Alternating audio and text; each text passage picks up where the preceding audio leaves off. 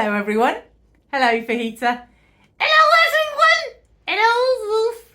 Good to be here again! I wonder what letter it'll be this week. Can we have a look?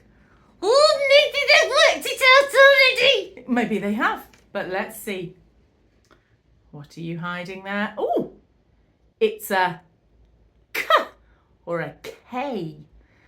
This is drawn in a kind of curly style. A kicking K. Oh, what words do you know that begin with K or K?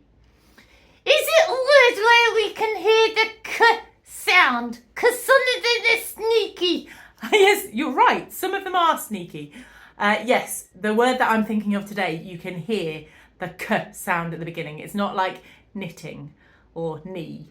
No, they're cheaty words. They are, but it's not a cheaty word.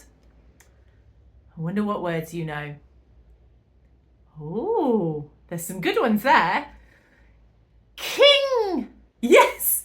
Well, that's very nearly the word that we're thinking of today. What? Really? Well, we're thinking of the word kingdom. A kingdom. The kingdom is the place that the king rules over. So we live in the United Kingdom. We live in a place where there's a group of countries and they're joined together under our monarch, who happens to be at the moment a king. Oh, yeah! So, which kingdom are we thinking about? Well, we're going to think about the kingdom of God, because the Bible says that God is a king. But before we do, I want you to think. Do you like stories?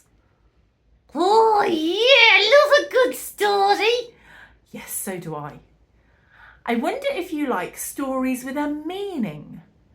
Oh, yeah, sometimes. Well, Jesus told lots of stories with meanings. Some of you might be celebrating Book Day this week and thinking about all the stories that we love to read. Jesus knew that people liked stories and that sometimes it was much easier to understand something because of a story. And so he told people stories to explain things. Oh, did he tell stories about the kingdom? That's exactly what he did, Fajita. He told people stories to explain what the kingdom of God was like. We call them parables, a story with a hidden meaning. One of the parables that Jesus told about the kingdom, about what the kingdom of God was like, we can find in Luke chapter 13, verse 18 and 19.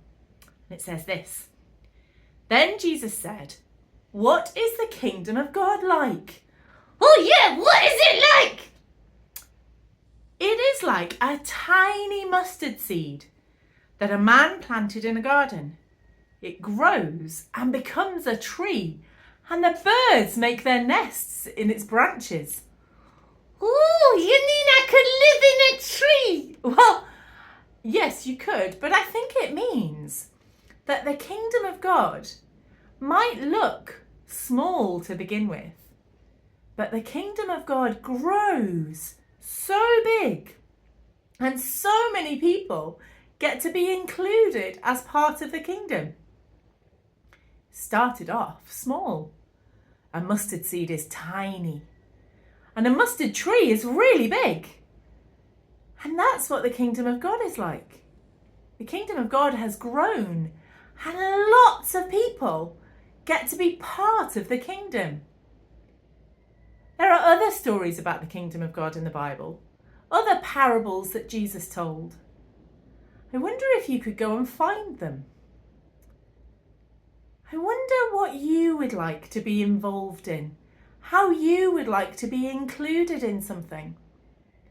Maybe you're part of a football team and you love being included in that, or gymnastics, or you go to Scouts or Beavers, or Guides, or Brownies.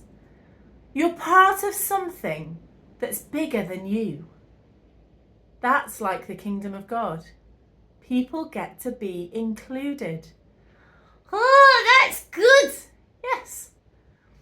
I wonder if you would want to be a bird that nests in the kingdom of God. Something to think about.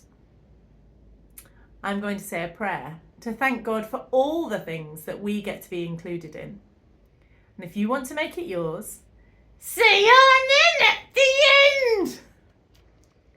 Father God, thank you that Jesus told stories to explain to people what your kingdom is like.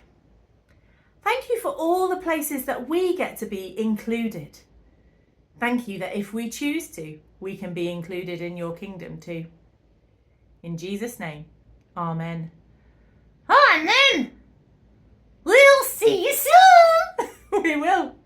Take care. Bye-bye.